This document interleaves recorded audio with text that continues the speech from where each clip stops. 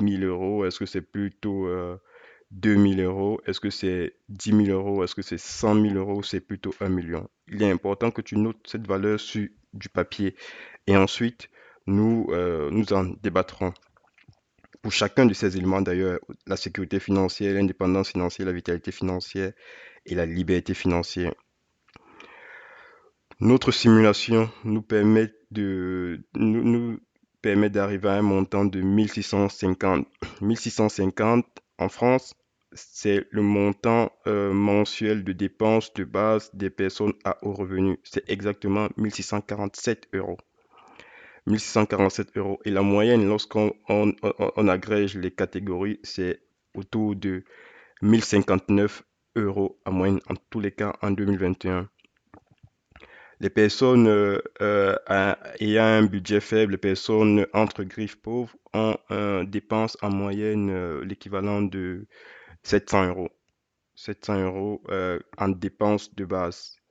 Il faut savoir que lorsque vous avez le montant mensuel, on l'agrège à l'année en multipliant ce montant par tout simplement par 12. Donc, on dira que pour être dans une situation de sécurité financière, il faut pouvoir gagner 19 800, allez, 20 000 euros.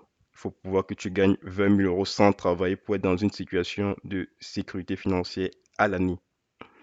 Donc, ce montant si tu avais défini un montant de 100 000, tu vois très bien que ce montant devait être largement supérieur. 100 000, ça te fait vivre, si on considère qu'il te faut 20 000 euros, 100 000, ça te fait vivre pendant 5 ans sans travailler pour jouir de ce, pour permettre, pour dire que tu es dans une situation de sécurité financière. Qu'en est-il pour la vitalité financière? Qu'est-ce qu'on appelle vitalité financière? Il faut savoir que la vitalité financière, elle est atteinte lorsque tu es capable de couvrir par tes revenus passifs à la fois tes dépenses de base et une partie des petits extras.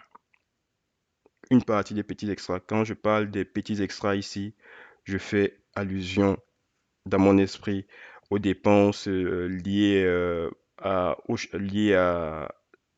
aux chaussures, les dépenses pour le restaurant, les dépenses pour le cinéma, les dépenses pour les vêtements, les dépenses pour les pâtisseries, donc les petites gâteries.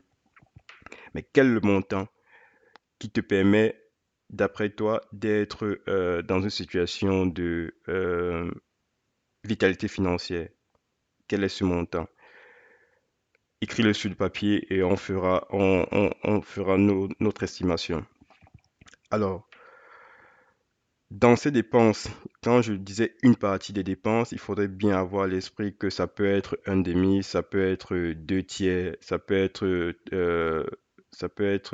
trois demi. C'est toi qui mets une proportion à, à ces petits extras.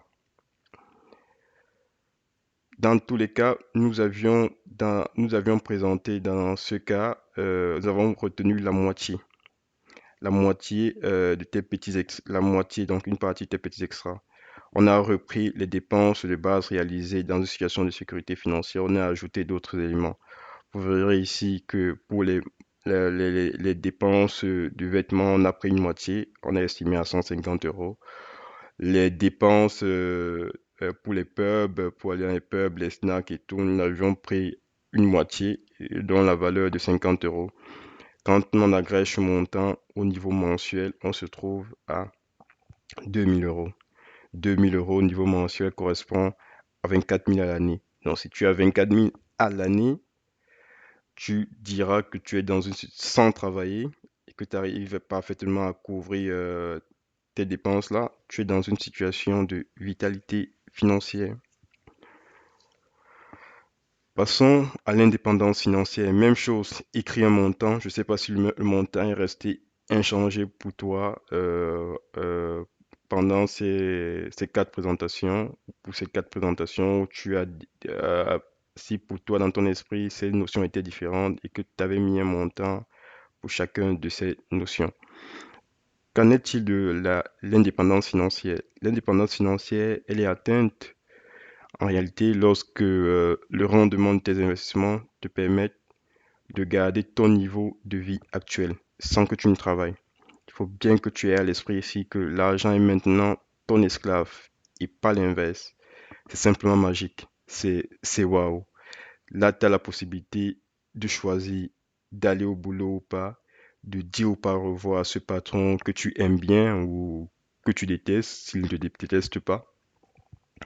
Ce que tu dois comprendre, c'est que tu as maintenant le choix. C'est le montant qu'il te faut pour maintenir ton niveau de vie actuel. Quel est ce montant annuel de tes dépenses actuelles qui garantirait ton indépendance financière? Voyons-le. Nous avons pour le coup imaginé deux types de dépenses qui se distingueraient de la situation de vitalité financière. Il est possible que toi aies un besoin pour une résidence secondaire.